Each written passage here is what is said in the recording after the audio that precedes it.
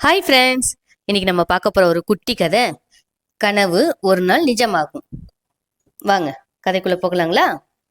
ஒரு சிறிய கிராமத்தில் அருண் என்ற ஒரு பையன் வாழ்ந்து வந்தான்.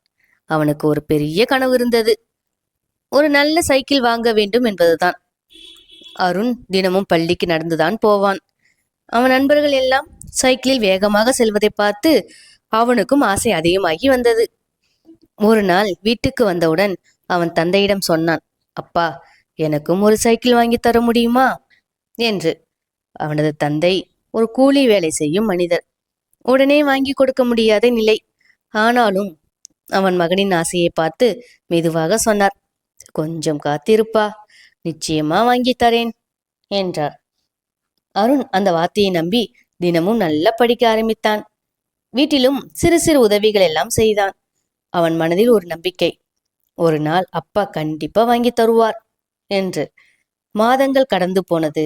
ஒரு நாள் அருண் பள்ளியில் முதல் மதிப்பெண் எடுத்தான். அந்த நாளில் அவன் தந்தை அவனை அழைத்து கொண்டு ஒரு கடைக்கு சென்றார். அங்கே ஒரு அழகான புதிய சைக்கிள்.